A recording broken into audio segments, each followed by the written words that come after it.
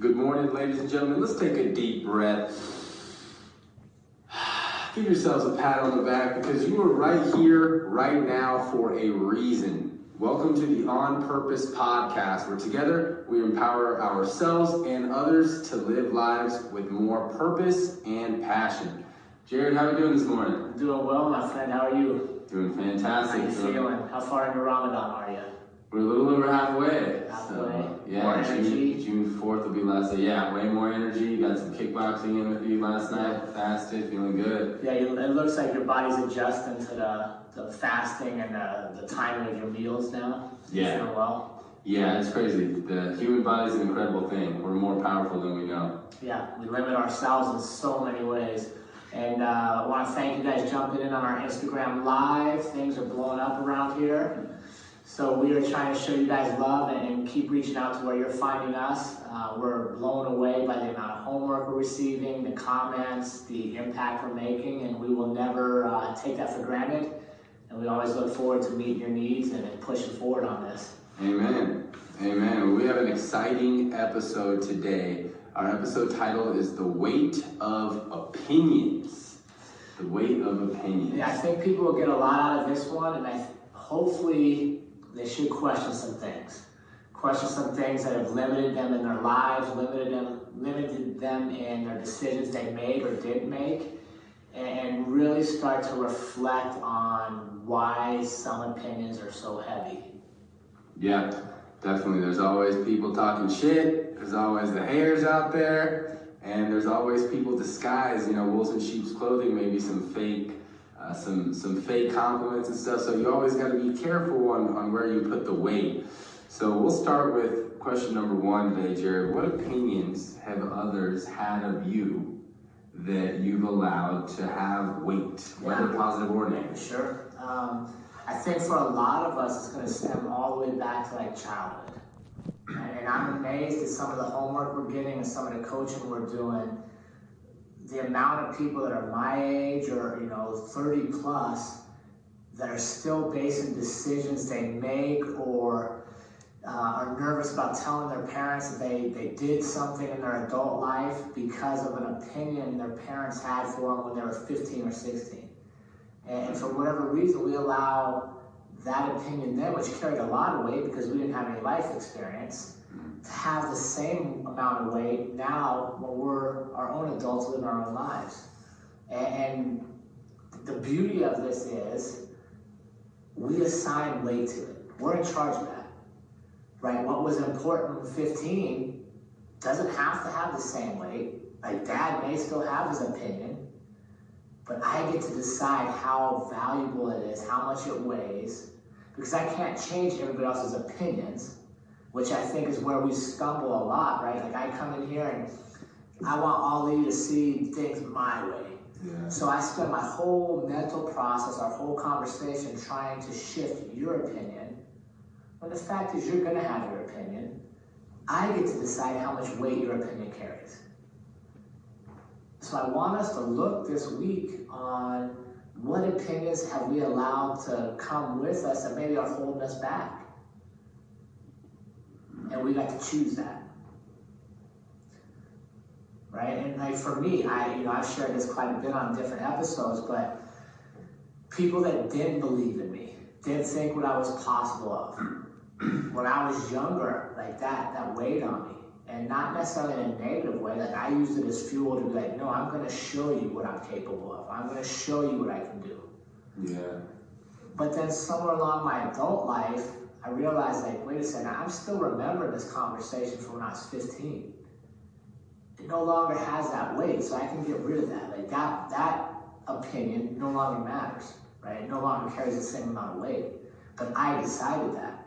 And I think far too many of us are held back because we're carrying the same amount of weight over a whole course of our life.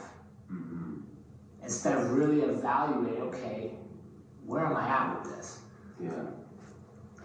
Yeah, that's interesting. You made me think about some opinions that I've carried. Yeah. And it is crazy. Sometimes we don't just offload that weight. Yep. Offload that weight. And I think you hit it on the head. Some of it is our own opinions. Mm-hmm. right? Think about, for me, to be perfectly honest, in my 20s, this show would have been a complete disaster because I wasn't learning anything new. I was focused on the day-to-day just grind of life. I had 3 young kids. I was probably, quite honestly, that's probably one of the less happy periods of my life, simply because I thought I knew everything. Yeah. It's not right? So now I put my own opinion on me. So I wasn't open and liked to learn from people and to see what the universe was putting in my path, where my life could go. I was stuck in my own opinion.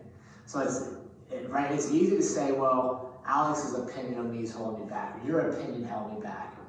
Sometimes it's our own opinion of ourselves that holds us back. Yeah, which are mostly formed from experiences and other people's opinions, right?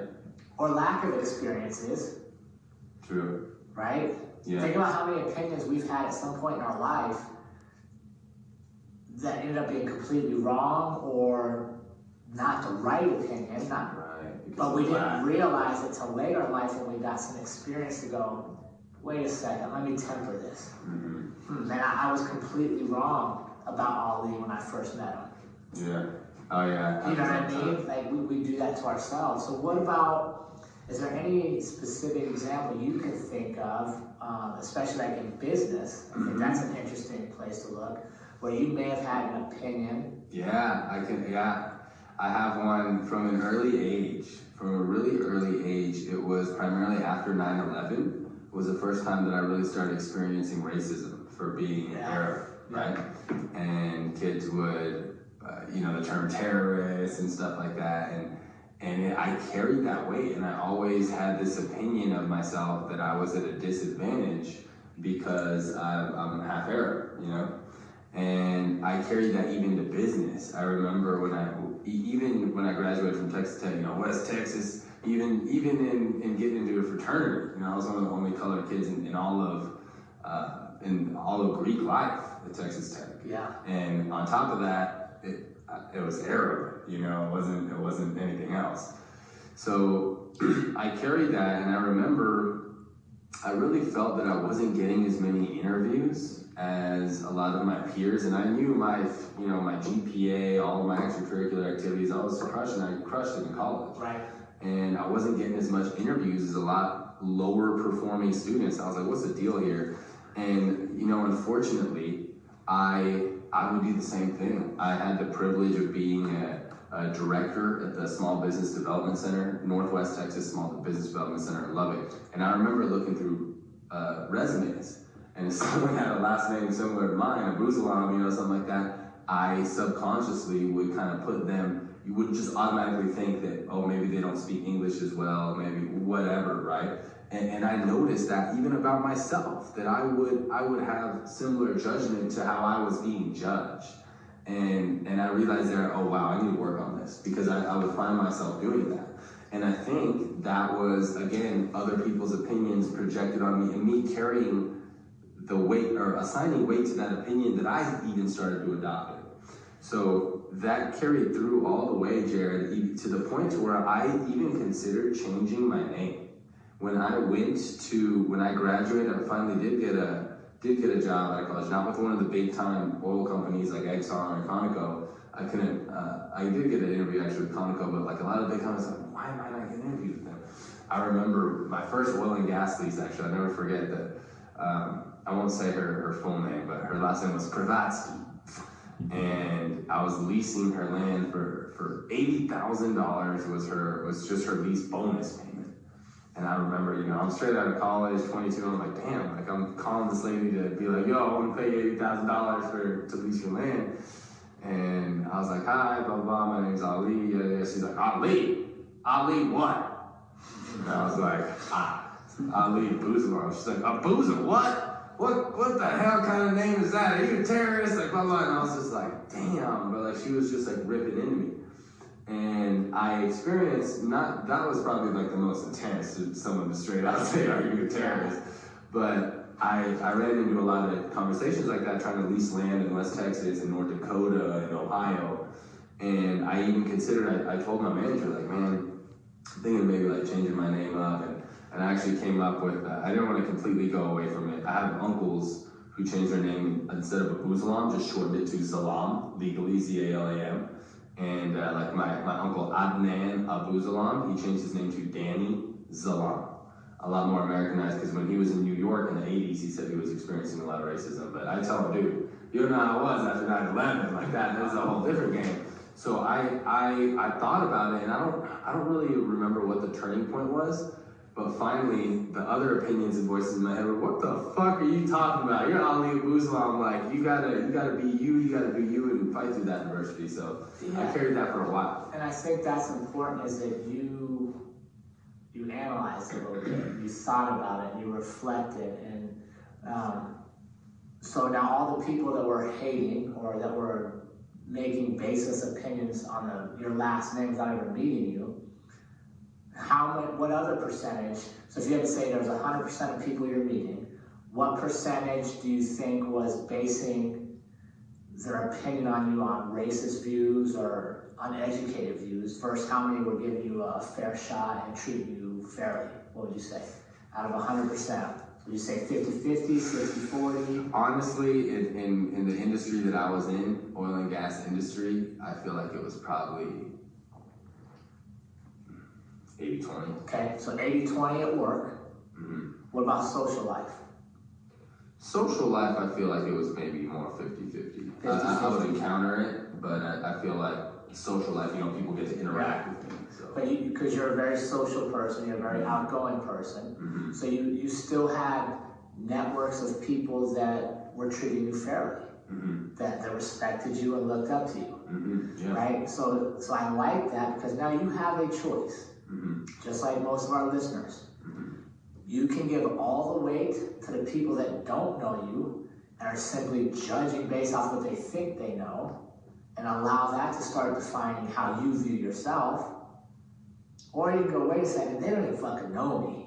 Yeah. Like, fuck you on the phone talking shit. Like, okay, you don't know me. Why is that so important? Or I can say, wait a second, this group over here that actually knows me and respects me and encourages me, I'm gonna give their opinions more weight. Yeah. But that's the choice we have. And sadly, too many people will only focus on the negative and allow that to feed doubts, insecurities, and they give that all the weight, when if they really stop and analyze, there's more people that believe in you most of the time. Right. There's more people that are encouraging to say, hey, you look nice today. Mm-hmm. Hey, good morning. Why do we not allow the positive opinion to carry just as much weight, if not more? Yeah, we should. We should, and I also think it depends on the circumstances and the environment, right? Because I remember, for example, I was going to be the president of our fraternity, and I remember even people really close to me, fraternity brothers. They're like, man, I just don't know if we should have you be president, because you're Arab Mexican, because this is Texas Tech, and there are no colored presidents at all. And this is people, like, these are my brothers, right?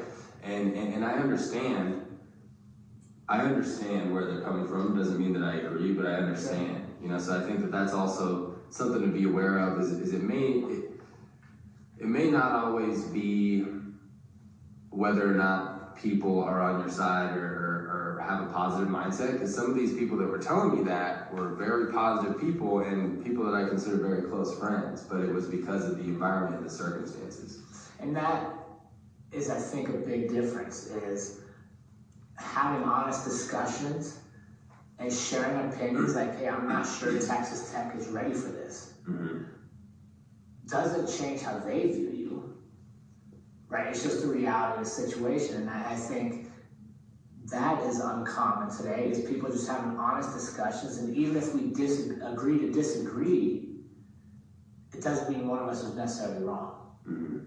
And I think too many times we are afraid to have those talks, right? We're afraid to really say, hey, this bothered me or that bothered me. So then we just continue to allow our opinions based off of what we think we know versus what actually is going on to continue to shape what actions we take, or unfortunately shape what actions we don't take in the future, when, if we'd had a conversation, if we just shared our opinions, many times neither of us are 100% right, and the truth or the best way to benefit both of us is in between our opinions. A little bit of yours, a little bit of mine, and we find that common ground. That's where success lies. Yeah. And I think too many people, they don't have those conversations. They're so afraid of being politically correct and not hurting your feelings, Right. and not wanting you to feel like I'm a racist. So I don't say, hey bro, do we think Texas Tech is ready for this? Right. You would be the first Muslim Mexican president. Are we ready for this? Right. Like, to me, there's nothing wrong with that conversation. It's a strategy. But I think today's world, so many people are like, oh, I'm not going to say that. Yeah. You know, I don't want to hurt his feelings. When the truth is, I do more to hurt your feelings by not being honest with you. Right. Right. Always be real. And not always talking talk about it. Yeah. Yeah. No. Absolutely agree with that. And being politically correct today is hindering a lot of good conversations, just because people are afraid to say the wrong thing. It's crazy to me, right? Because how do we swing this far? How do we swing to the point where my opinion I have to keep all to myself all the time, unless I'm in a room where I know everybody agrees with me? Right? We got there because we were trying to not offend everybody, which is now offensive to everybody. Because nobody's real. Like, we ended up hurting more people than we helped, because the fact is, if you and I we were teaching people skills on, hey, it's good to talk about what you disagree about, and find common solutions, or shake hands and go, man, I still respect you, but I disagree, and go about your day. Right. But instead, we don't allow that to take place. Yeah. We mask it behind politically correctness, and I think that ties into what we're talking about, in that opinions weigh more when I don't fully understand them. Right? So, say, does that make sense? Yeah. It weighs more when I don't understand. So, like we talked about with the parenting and stuff. Say my dad tells me something when I'm 15. Well, his intent is to keep me safe, let me see the obstacles in life. But at 15, I don't have the experience. I don't know about that. I'm just pissed that he didn't tell me to go for it. Right. He's looking out for you. He is. But you didn't understand. But I don't know. Yeah. But now if I go my whole life viewing that one opinion through the lens of 15-year-old Jared, even though now Jared's substantially older and has much more life experience, that weighs me down. Right? That keeps me from taking the next chance, because when I get to that place where I have to jump, I have to make a decision, do I go for this? And my default is back to, well, at 15-year-old Jared, he was told he couldn't do it, there's all these obstacles, you gotta have this, and this. Why? Right. I've allowed that to continue to have the same amount of weight my whole life, when the reality is it should have gotten less heavy. So that, for our listeners that didn't hear the previous podcast where you talked about that specific scenario, can you go over just briefly that, because that one I feel like was an opinion that had a lot of weight on you for a while. Sure. For 20-something years. Can you go over that and kind of like how that weight changed over time, and if it didn't, what finally made it change over time and why? Yeah, so, if you haven't heard that, then start catching up on your podcast. We do this once a week, you got time. So my dad just saw things very limited, like a limited view, what we were able to achieve, and if I told him my dreams, he was going to counter with all the obstacles, the hardships, all the things I was going to have to do. And, for most of my life, I took it as he didn't believe in me. He didn't think I was capable. I'm going to show you. And then honestly, it wasn't until recently with my teenagers that I started kind of looking at it as like, wait a second, like what decisions have I made over their life that they're not going to agree with? That they're going to think, my dad was this or that, and will they carry that their whole life without ever talking to me about it? Without ever allowing me to say, wait a second, son, you were 15, I'll be honest, you were a pain in the ass, you thought you knew everything, you're going 400 miles an hour. I was trying to slow you down a little bit to help you avoid some pain, to share with you, hey, maybe I tried this and I got going too fast, I missed these 2 obstacles. But I hadn't given him that chance. I hadn't allowed myself to grow past 15-year-old Jared being told all the limits. Wow. And that moment carried with me for 20-something years. I literally approached almost everything in life that I will show you. Oh, you don't believe in me? I'm going to show you, and I'm going to show you, and I'm going to show you. And I started really thinking, like, who am I showing? Mm-hmm. Like, he may not even remember that conversation. Yeah. And as a parent, I think like, how many conversations have I had with my kids, and I don't know which one sticks with them as important. Mm-hmm. But Do you ever ask them? I try to be very open with my kids, and truthfully, transparently, I'm still working through things with my dad because we haven't had, we're pretty distant, but. So you guys were pretty distant throughout that 27 years. Yeah, that makes sense. For most of it. So you guys didn't have those. No, we never sat down and had conversations like this. I literally carried with me what 15-year-old Jared told me I was carrying. Wow. So, I want you guys to think about that as listeners. What are you carrying today that took place 20, 30, 10, 15 years ago, depending on your age, and you really have no idea if that was intent? Right? Like, I literally carried the conversation with me for all this time as I remembered it as a 15-year-old. And it wasn't until I started looking at things through my kids wondering what kind of relationship will I have with them when I'm older, because it was something I may have done or didn't do that they assigned all this weight to, and maybe it wasn't that important to me. Right. It was just one of 100 conversations, but it's the only one they remember. Right. And then, let me know what you think about this. Typically, in my opinion, right, I believe that we allow the weight, the most weight to come from the closest people to us, right? A parent, a sibling, a really close friend. Yeah, there can be some idiot on the street who, comments on your social media or whatever, but at least to the magnitude that you're talking about, carrying it over years and years and years and years.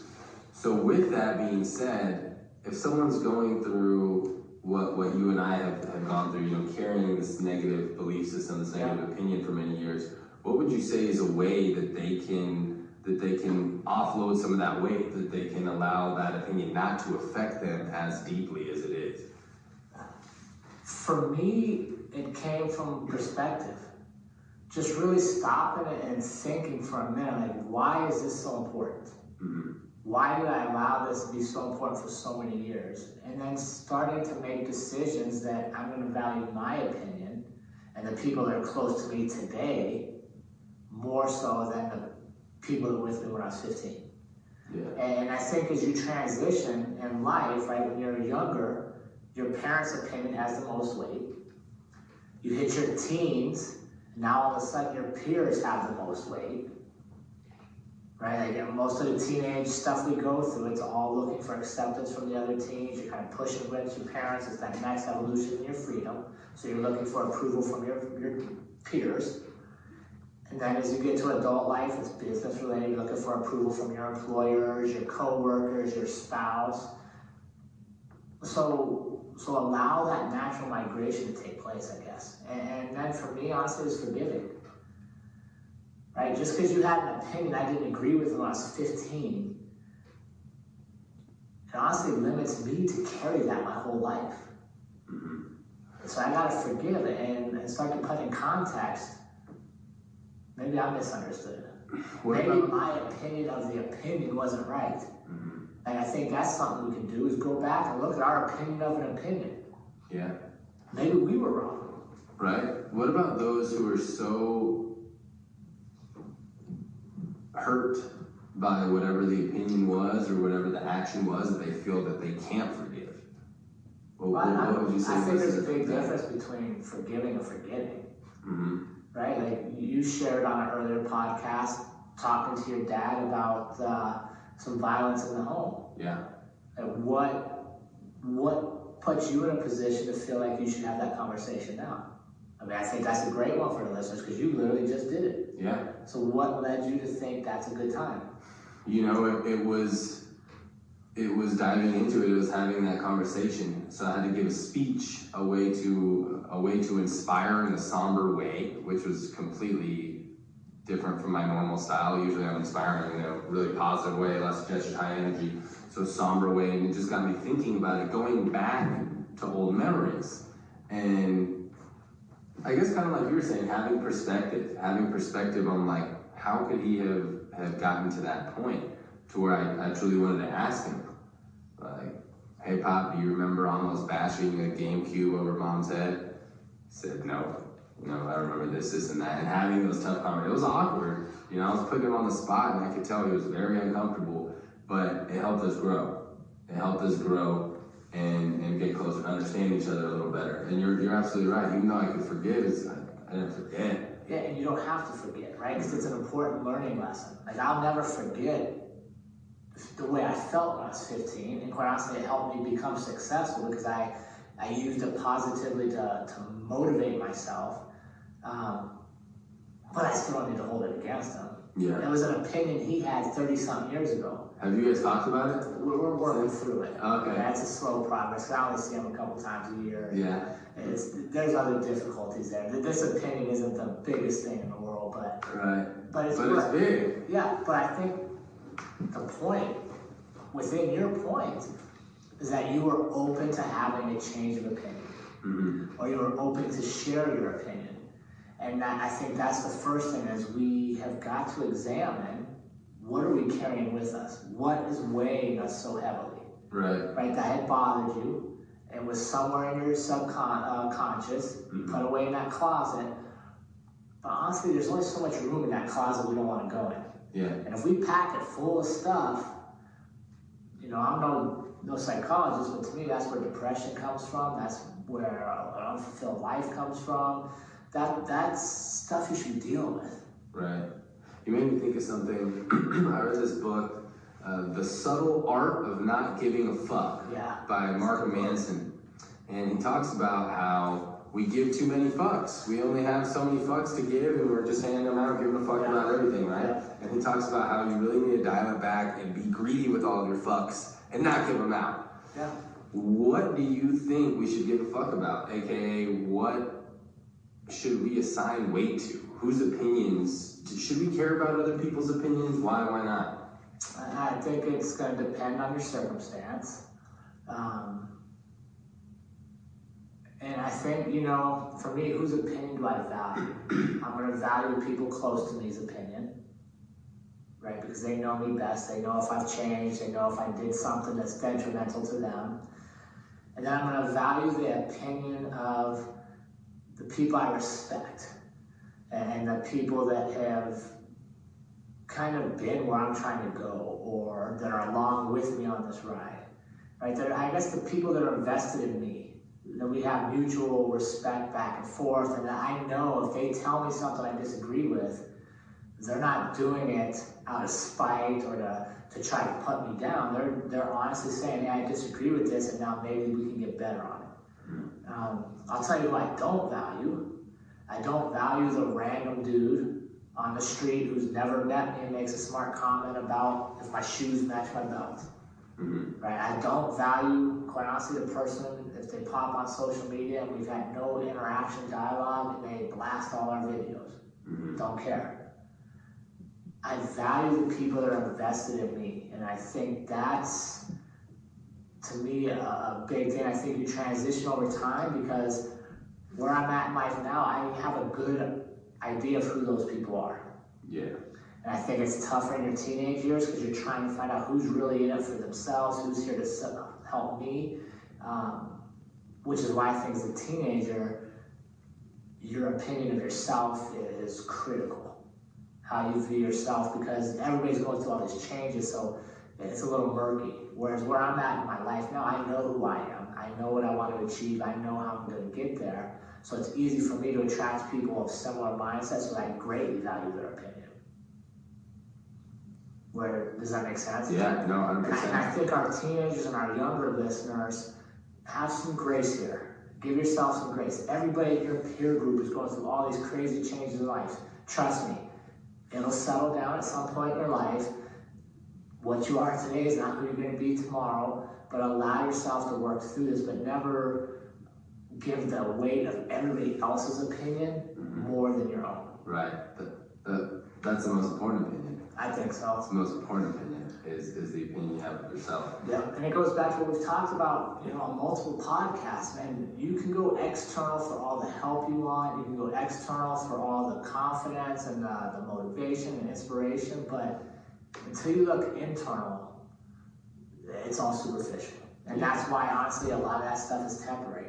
It lasts for a week or maybe a month, maybe a year, but then eventually you go back to your old habits because inside you're still your old you. Yeah. Which is On Purpose Podcast. We're trying to move to that next level of life, that purposeful living, right? And sometimes to get to the purpose, our most purposeful life, we have to examine some things that may have been holding us back, or that haven't allowed us to move as fast as we want, as big as we want, because it's a weight. Yeah. And you have to be honest with yourself. Maybe you were wrong.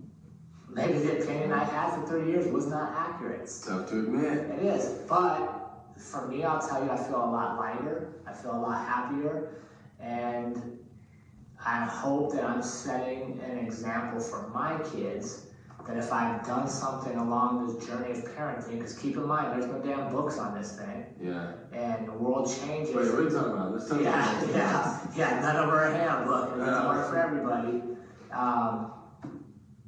That they would have some grace. Yeah.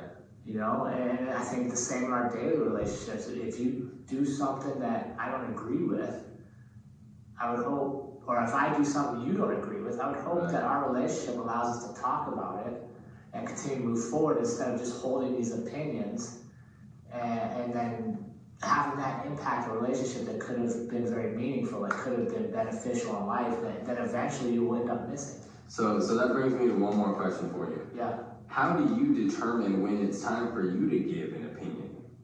Like, when do you know, oh, okay, I need to give my opinion here? When you're talking about as far as reviewing past opinions or just opinions in general? Just giving your opinions to others, right? Because I'm sure you, as a coach, as a leader in your community, I'm sure your opinion probably has a lot of weight.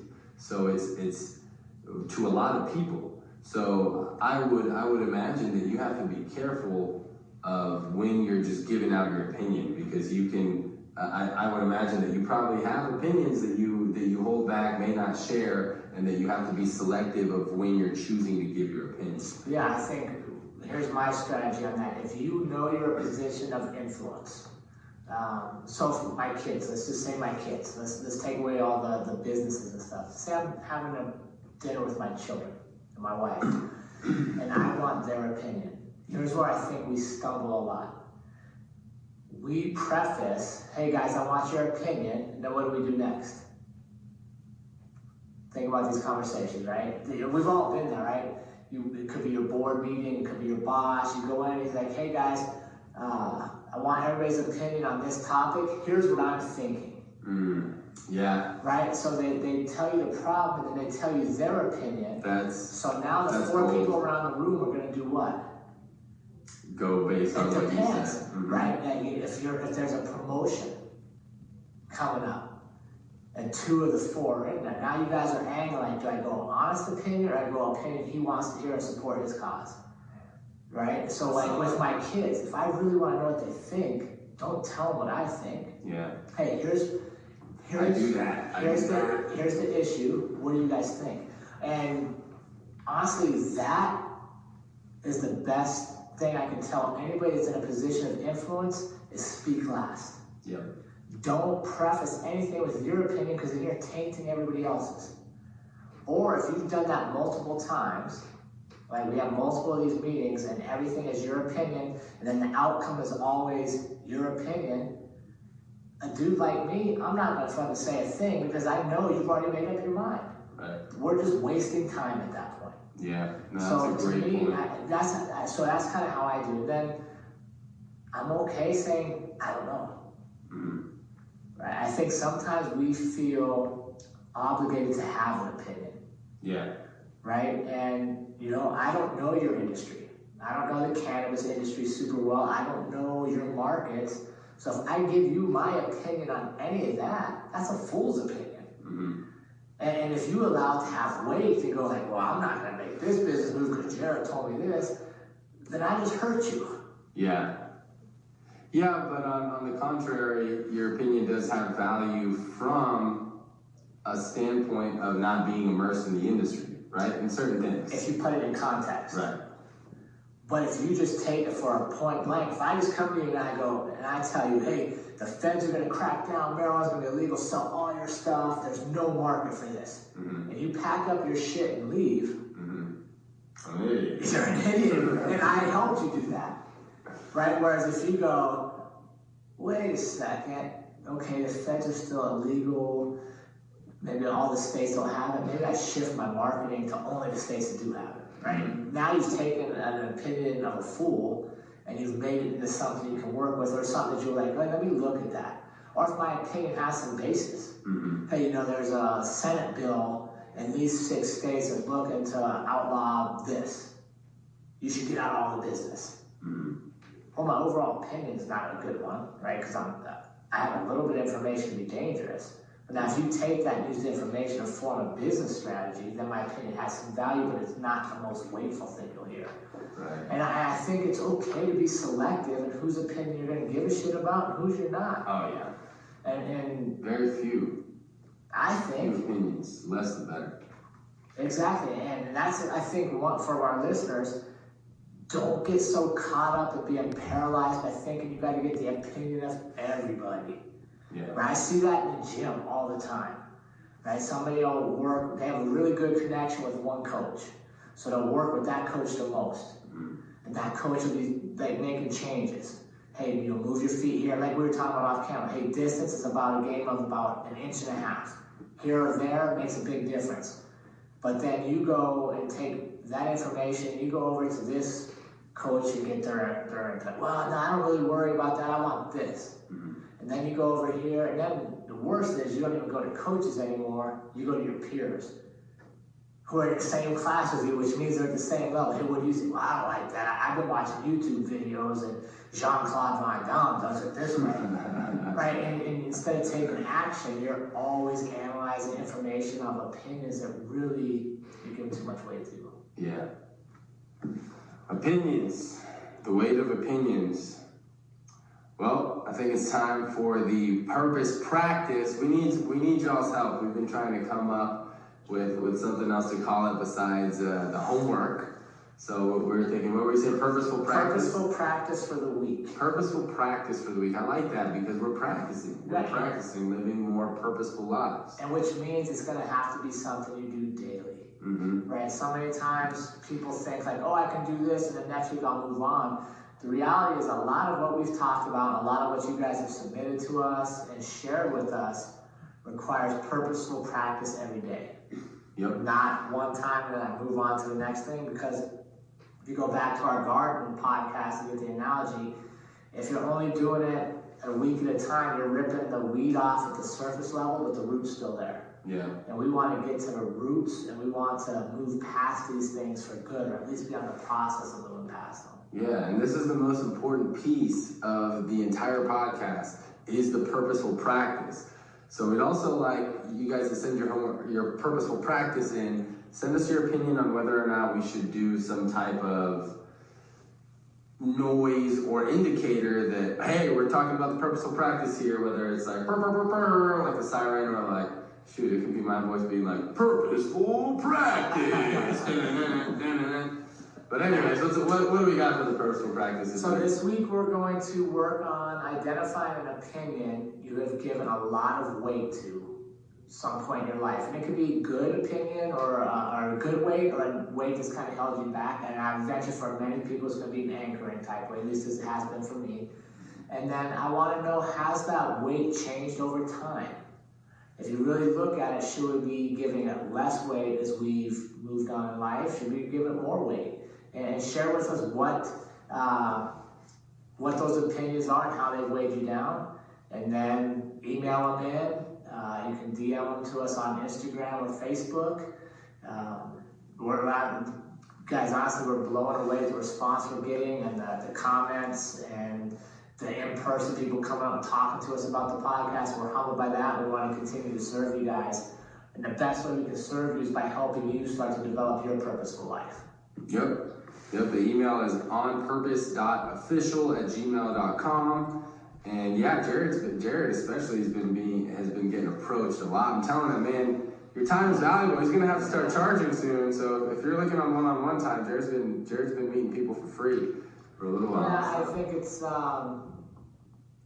honestly, I think this is where people will get, and I hope at the end of the day, when the On Purpose podcast has reached its pinnacle and it's time to go do other things in life, that we've inspired enough other people and helped them find their purposeful life that they pay it back to the next generation.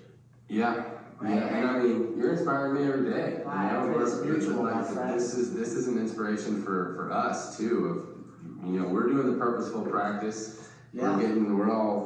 We're all getting after it daily. So we know that it works, and that's why we're trying to share it with as many people as possible. Yeah, and it's interesting you say that before we wrap up. I had a meeting yesterday, and somebody was like, "Why do you think your podcast is doing so well? Like, why are people resonating with it?" And it's a couple of things.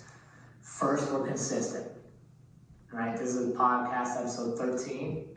Right, that means we've done one a week for 3 months straight.